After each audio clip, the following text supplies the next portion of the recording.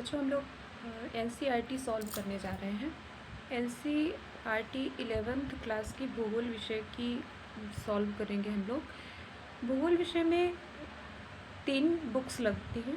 3 books 11th class की जो NCERT की 3 बुक्स हैं, उनमें से पहली बुक है भौतिक भूगोल के मूल सिद्धांत, और दूसरी बुक है भारत का भौतिक पर्यावरण। तीसरी भूगोल हमारी प्रयोगात्मक भूगोल की है। इन तीनों बुक्स को हम लोग देखेंगे और उसके बाद फिर हम 12th क्लास की एनसीईआरटी भी सॉल्व करेंगे। ठीक है, देखिए भूगोल विषय को हम लोगों ने लगभग लेखक ने भूगोल विषय को 6th क्लास से जोड़ा है। 6th क्लास से हम लोग भूगोल विषय को पढ़ते आए हैं, लेकिन भूगोल विषय को हमने 6th क्लास से हम लोगों ने 10th क्लास तक सामाजिक विज्ञान के एक घटक के रूप में पढ़ा है। 11th क्लास में हमें ये स्वतंत्र विषय के रूप में पढ़ने के लिए मिला है भूगोल। चलिए हम लोग इस भूगोल को अगर हम लोग देखते हैं तो भूगोल को 2 भागों में मुख्य रूप से बांटा गया है। ठीक है ना, भूगोल के जो है वो क्या है, मुख्य रूप से 2 भाग हैं। ठीक है ना, भूगोल इसके 2 भाग हैं, एक भौतिक हो गया, ठीक है ना, और दूसरा मानव हो गया। तो भौतिक भूगोल में हम क्या पढ़ते हैं, भौतिक भूगोल में हम पढ़ते हैं जो हमें प्रकृति ने प्रदान किया है, जो हमें प्रकृति ने दिया है, उसी को हम पढ़ते हैं किसमें, भौतिक भूगोल में। मानव भूगोल या सांस्कृतिक भूगोल में हम उन चीज़ों को पढ़ते हैं जो मनुष्य ने स्वयं बनाया है। ठीक है, चलिए स्टार्ट करते हैं हम लोग इसको।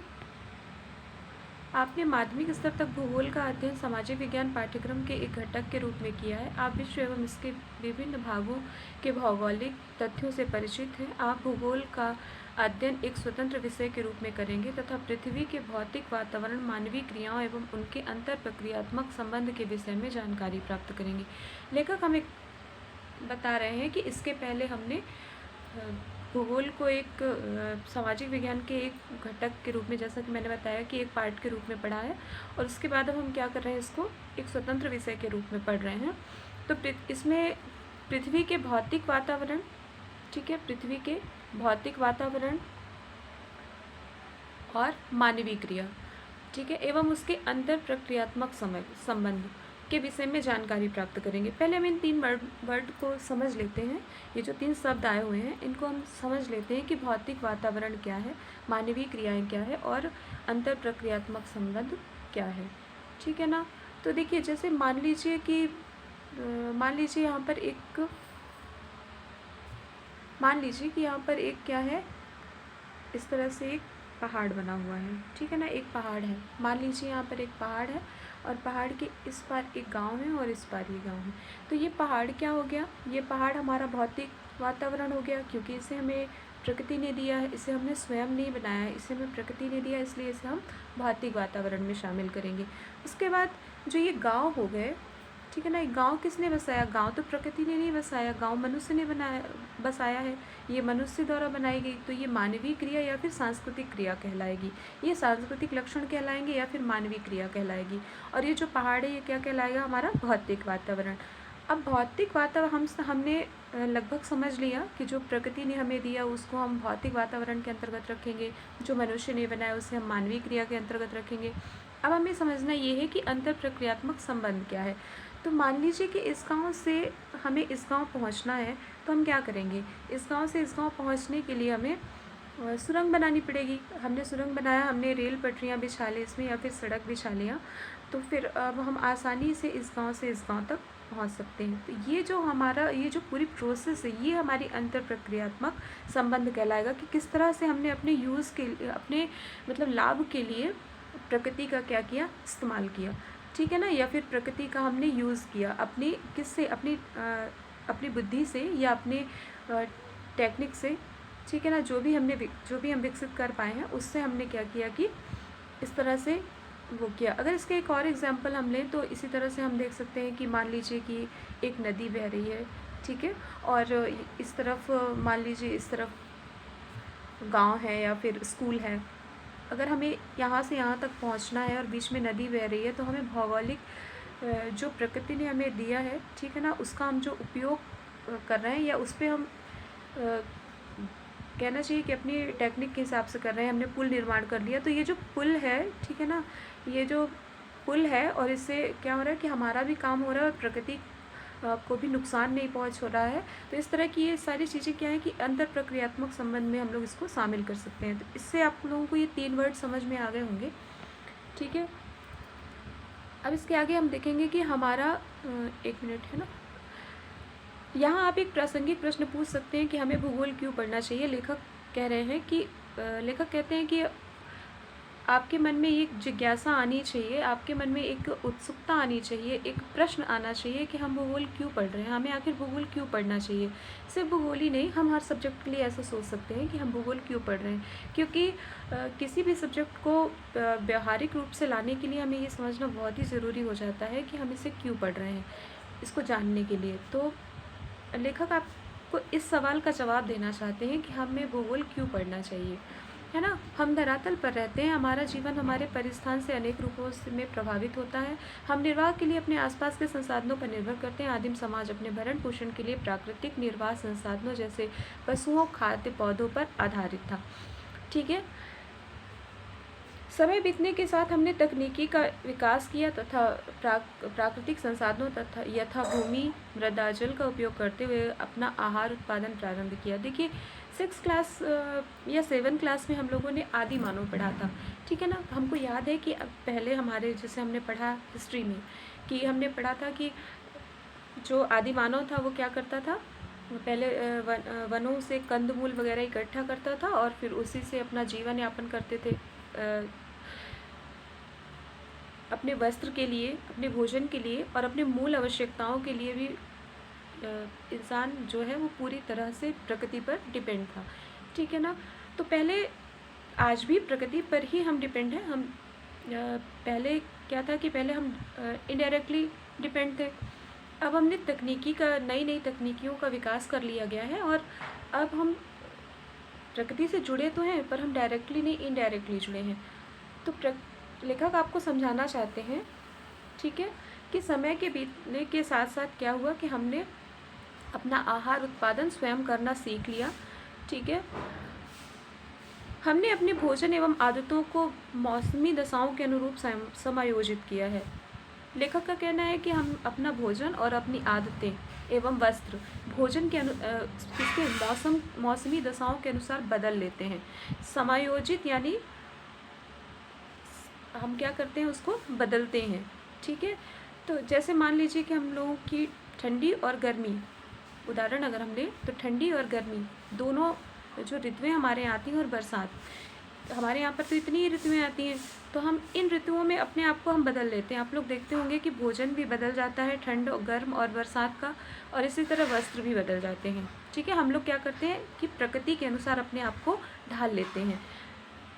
ध्यातव्य है कि प्राकृतिक संसाधन आधार, तकनीकी विकास, भौतिक वातावरण के साथ अनुकूलन, इसका परिष्करण, सामाजिक संगठन तथा सांस्कृतिक विकास के विभिन्नता पाई जाती है। भूगोल के एक छात्र के रूप में आपको धरातल पर विभिन्नता वाले सभी सत्यों के विषय में जानने की उत्सुक होना चाहिए। आप विविध प्रकार की भूमि एवं लोगों से परिचित हैं, फिर भी समय के साथ होने वाले परिवर्तनों में रुचि रखते होंगे। देखिए लेखक का यहाँ पर कहना है कि जो विभिन्नता है, ठीक है ना, विभिन्नता है मतलब कि जो अलग अलग चीज़ें हैं। जैसे हम अगर उदाहरण के लिए भारत को लें और भारत के हम भौतिक वातावरण के बारे में सोचें तो पूरा भारत जो है वह एक जैसा नहीं है। उत्तर से लेकर दक्षिण तक और पूर्व से लेकर पश्चिम तक इसमें कई प्रकार की विभिन्नताएं मिलती हैं हमें। जैसे हम अगर हम हिमालयी क्षेत्र में चले जाएं तो वहाँ पर बर्फ़ जमी है, वहाँ पर भूस्खलन होता है, तो इस तरह की प्राकृतिक घटनाएं वहाँ पर होती रहती हैं। और अगर जैसे हम तटीय क्षेत्रों में जाते हैं, ठीक है ना, जैसे हम तटीय क्षेत्रों में चले जाएं तो तटीय क्षेत्रों में क्या होता है, जैसे कभी चक्रवात आते हैं, तो इस तरह की चीज़ें हमें लेखक कह रहे हैं कि विभिन्नता को जानने में आपकी रुचि होनी चाहिए। और अगर रुचि नहीं है तो आप लोग स्टार्ट करिए, इस चीज़ के बारे में सोचिए, समझिए, क्योंकि सुनने में कभी ना कभी तो मिलता है कि कहीं पर भूस्खलन हुआ, फिर सुनने को मिला, जैसे मान लीजिए हमने सुना कि उत्तरी क्षेत्र के जो राज्य हैं उनमें, जो हमारे पर्वतीय राज्य हैं उनमें क्या होता है, भूस्खलन कभी ना कभी होता है। तो क्यों होता है, ठीक है ना। और जैसे हमारे उड़ीसा का तट हो गया, और जो हमारे विभिन्न तटीय क्षेत्र हैं, जो तटीय राज्य हैं हमारे, उनमें आए दिन चक्रवात जैसी घटनाएं हमें देखने को मिलती हैं। तो ये घटनाएं क्यों घटित होती हैं? तो इस लेखक कह रहे हैं कि ये सारी चीज़ों, एक बात और आप लोग सोच सकते हैं कि जैसे मिड भारत है, जो हमारा जो बीच वाला स्थान है भारत का, इसमें ऐसी घटनाएं क्यों नहीं घटित होती हैं? भूकंप और चक्रवात जैसी घटनाएं मिड भारत में क्यों नहीं घटित होती हैं? ऐसा आप लोगों को सोचना चाहिए। जैसे मान लीजिए कि कहीं पर चक्रवात आ रहा है उड़ीसा जैसे तटीय क्षेत्रों में, तो आपके मन में जिज्ञासा होनी चाहिए कि क्या मध्य प्रदेश या इस तरह के जो बीच वाले क्षेत्र हैं, बीच वाले राज्य हैं, क्या इनमें भी चक्रवात आ सकते हैं या नहीं आ सकते? अगर नहीं आ सकते तो क्यों नहीं आ सकते? तो इस तरह की जिज्ञासाएं अगर आपके मन में आएंगी, ठीक है ना, तभी आप लोगों को भूगोल पढ़ने में रुचि जागृत होगी। लेखक का ये कहना है, ठीक है ना। और साथ ही साथ लेखक ये भी कह रहे हैं कि आपको विविधता समझने रुचि रखते होंगे, इसमें किसमें? परिवर्तनों को समझने में रुचि रखते होंगे, जो विभिन्न प्रकार के परिवर्तन होते हैं साथ ही साथ, ठीक है। विविधता है और विविधता के साथ साथ जो परिवर्तन भी होते हैं उसमें हमें रुचि भी रखना है, ठीक है। लेखक आगे कहते हैं भूगोल आपको विविधता समझने तथा समय एवं स्थान के संदर्भ में ऐसी विभिन्नताओं को उत्पन्न करने वाले कारकों की खोज करने की क्षमता प्रदान करता है। लेखक का कहना है कि भूगोल जो विभिन्न प्रकार के, हम लोग बार बार बोल रहे हैं ना कि विविधता है, तो भूगोल क्या करता है कि ऐसे घटनाएं क्यों घट रही हैं या इस प्रकार की विविधता क्यों है, ये जानने में मदद करता है। या इसमें जो भी कारक हैं लगे हुए हैं या लिप्त हैं, उसमें उसके बारे में हमें जानने की क्या करता है, ये मदद करता है। इससे आपने मानचित्र की में परिवर्तित गोलक को समझने तथा धरातल के दृष्टि ज्ञान की कुशलता विकसित होती है। जो हम विविधता देखते हैं, ठीक है, और जो भूगोल में उत्सुकता की बात लेखक ने इसके पहले कही है, उसी के बारे में लेखक बोल रहे हैं कि इससे क्या होगा कि एक तो इनके कारकों को खोजने की हमारे अंदर क्षमता आ जाएगी, और दूसरा क्या होगा कि इससे आप में मानचित्र में परिवर्तित गोलक यानी कि हमारा जो ग्लोब है उसको समझने तथा धरातल के दृश्य ज्ञान की कुशलता विकसित होगी। मतलब धरातल को समझने में हमें क्या होगी, इसमें मदद मिलेगी अगर हमारे अंदर जिज्ञासा आएगी विविधता को जानने की तब। इसलिए हमें क्या करना है कि जिज्ञासा बनाए रखना है, कहाँ पर कौन सी घटनाएं किस तरह से घटती हैं उसको समझने और उसका कारण जानने का हमें प्रयास करना है। आधुनिक वैज्ञानिक तकनीकी अथवा भौगोलिक सूचना तंत्र, ठीक है ना, संगणक मानचित्र कला के रूप में प्राप्त ज्ञान एवं कुशलता आपको राष्ट्र स्तरीय विकास में योगदान करने की योग्यता से लैस करती है। जो ये GIS है और जो कंप्यूटर कार्टोग्राफी है, इससे क्या होगा, इसकी जो कुशलता है, मतलब इस विषय में जो ये टॉपिक है, इससे जो हमारे अंदर कुशलता आती है, जो हमें क्षमता प्रदान करता है, इससे क्या होगा कि हम राष्ट्रीय विकास में अपना योगदान दे सकेंगे, ठीक है। भूगोल विषय को पढ़ना इसलिए भी ज़रूरी है क्योंकि लेखक शुरू में यहाँ पर ही आपको उन्होंने कहा था कि आप भूगोल क्यों पढ़ना चाहिए, है ना, यही कहा ना लेखक ने हमसे कि हमें अब जानना है कि भूगोल क्यों पढ़ना चाहिए, ठीक है। अब इसके आगे देखेंगे कि आप अगला प्रश्न पूछना चाहेंगे कि भूगोल क्या है। क्या आप जानते हैं कि पृथ्वी हमारा आवास है? यह पृथ्वी पर रहने वाले अन्य छोटे बड़े प्राणियों का भी आवास है। पृथ्वी की सतह एक रूप नहीं है, इसके भौतिक स्वरूप में भिन्नता होती है। यहाँ पर्वत, पहाड़ियाँ, घाटियाँ, मैदान, पठार, समुद्र, झील, रेगिस्तान, वन एवं उजाड़ क्षेत्र मिलते हैं। यहाँ सामाजिक एवं सांस्कृतिक तत्वों में भी भिन्नता पाई जाती है, जो सांस्कृतिक विकास की पूर्ण अवधि में मानव द्वारा सृजित ग्रामों, नगरों, सड़कों, रेलों, पत्तनों, बाजार एवं मानव जनित अन्य तत्वों के रूप में विद्यमान है। लेखक कह रहे हैं कि अब हम अगला प्रश्न ये जानेंगे कि भूगोल है क्या। अभी तक तो हमने ये समझा कि भूगोल क्यों पढ़ना है, तो हमने समझा कि भूगोल को क्यों पढ़ना है। भूगोल को अब हम समझ चुके हैं कि जो विभिन्न प्रकार की विविधताएं हैं, जो प्रकृति ने हमें जो जो चीज़ें प्रदत्त की हैं, उसका मनुष्य किस प्रकार से उपयोग कर रहा है या किस तरह से उसको उपयोग करना चाहिए, ये एक तो ये जानना है भूगोल का उद्देश्य, ठीक है ना। भूगोल को मतलब क्यों पढ़ना चाहिए, तो एक तो इसलिए पढ़ना है क्योंकि क्या क्या प्रकृति ने दिया है और मनुष्य उसे किस प्रकार से अपने उपयोग में ला रहा है या किस तरह से उसे उपयोग में लाना चाहिए, या इन दोनों किस तरह से आपस में अंतर संबंधित है। एक तो ये पढ़ना उद्देश्य इसलिए हमें भूगोल पढ़ना है, और दूसरा इसी में पढ़ना है क्या कि जो धरातल के विभिन्न प्रकार की विविधताएं हैं, ठीक है, इसे समझने के लिए भूगोल पढ़ना चाहिए। और तीसरा कारण जो लेखक ने दिया है, वह तीसरा कारण उन्होंने दिया है कि जो विभिन्न प्रकार की तकनीकें हैं, जैसे GIS हो गया या फिर कंप्यूटर कार्टोग्राफी हो गया, तो इसके लिए भी हमें भूगोल पढ़ना है। तो भूगोल क्यों पढ़ना है, इसका आंसर तो हमें मिल गया। अब लेखक कहते हैं कि अगला हमारा क्वेश्चन है क्या कि भूगोल है क्या, ठीक है ना। तो उन्होंने बताया, जैसा कि इन्होंने 2 भागों में डिवाइड किया। आप लोग इसको थोड़ा सा अगर मन में अगर आप समझेंगे तो इसे आप समझ पाएंगे कि इसके भौतिक स्वरूप में भिन्नता होती है, ठीक है ना। ये प्राणियों का भी आवास है, इन्होंने यहाँ पर पूरा वही चीज़ें बताई हैं कि भौतिक एवं सांस्कृतिक, ठीक है ना। भौतिक में ये सारी चीज़ें उन्होंने शामिल कर दी और सांस्कृतिक में यहाँ पर ये सारी चीज़ें इन्होंने यहाँ तक भौतिक में लिया, और ठीक है, और यहाँ पर ये सांस्कृतिक, ठीक है। आगे हम देखते हैं कि क्या कहते हैं लेखक। उक्त भिन्नता में भौतिक, पर्यावरण एवं सांस्कृतिक लक्षणों के मध्य संबंधों को समझने का संकेत निहित होता है। भौतिक पर्यावरण एक मंच प्रस्तुत करता है जिस पर मानव समाजों ने अपने सृजनात्मक क्रियाकलापों का ड्रामा अपनी तकनीकी विकास से प्राप्त उपकरणों से किया। अब आप पहले पूछे गए प्रश्न भूगोल क्या है का उत्तर देने का सक्षम प्रयास कर सकते हैं। अत्यंत सरल शब्दों में कहा जा सकता है कि भूगोल पृथ्वी का वर्णन है, ठीक है।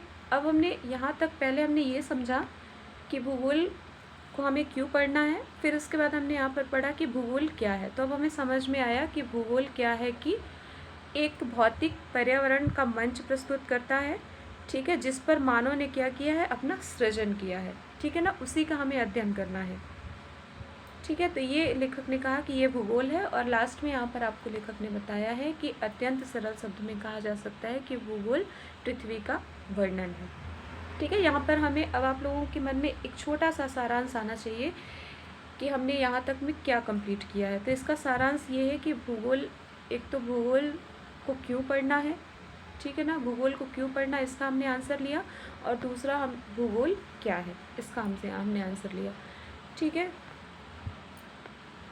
अब इसके आगे जो लेखक बोलते हैं उसे हम लोग देखते हैं, ठीक है। सर्वप्रथम भूगोल शब्द का प्रयोग इराटोस्थेनीज, एक ग्रीक विद्वान, ने किया। यह शब्द ग्रीक भाषा के 2 मूल जियो एवं ग्राफोस से प्राप्त किया गया है, ठीक है ना। जियो का अर्थ है पृथ्वी और ग्राफोस का अर्थ है वर्णन। दोनों को साथ रखने पर इसका अर्थ बनता है पृथ्वी का वर्णन। ये सिर्फ एक शाब्दिक अर्थ है। इसमें आप लोगों को ये रखना है, याद रखिए, मतलब रट लीजिए इसको रटना ही पड़ेगा। इराटोस्थेनीज का एक तो नाम आप लोग रट लीजिए, इराटोस्थेनीज ऐसे करके 2-4 बार इसको रट लीजिए, और फिर उसके बाद आप लोग ये याद कर लीजिए कि ये जो शब्द है ये किसके, ग्रीक भाषा से लिया गया है, ठीक है। ग्रीक भाषा के 2 शब्दों से लिया गया है, एक तो जियो और दूसरा, जियो का अर्थ है इसमें, मतलब ग्रीक भाषा में जियो का अर्थ है पृथ्वी और ग्राफोस का अर्थ है क्या, वर्णन करना, ठीक है। दोनों को एक साथ रखने पर इसका अर्थ बनता है पृथ्वी का वर्णन करना। पृथ्वी को सर्वदा मानव के आवास के रूप में देखा गया है, और इस दृष्टि से विद्वान भूगोल को मानव के निवास के रूप में पृथ्वी का वर्णन, ठीक है ना, इन्होंने लेखक ने परिभाषित करने की, यहाँ पर लेखक ने परिभाषित किया है इसे कि मानव के निवास के रूप में पृथ्वी का वर्णन, ठीक है। तो इतना फिर से आप लोगों को फिर से माइंड करने की ज़रूरत है कि एक तो भूगोल शब्द किसने दिया, तो इराटोस्थेनीज ने दिया, ठीक है ना। इराटोस्थेनीज ने क्या किया, सर्वप्रथम एक शब्द दिया, तो इसको याद रखना है। दूसरा, ये ग्रीक विद्वान थे, और फिर और ये शब्द कहाँ से आया है, तो ग्रीक भाषा के 2 शब्द मूल प्लस ग्राफोस से, इसको याद रखना है। और शाब्दिक अर्थ के अनुसार भूगोल का अर्थ है पृथ्वी का वर्णन करना, ठीक है। अब आगे हम नेक्स्ट क्लास में देखेंगे। टेक केयर बच्चों।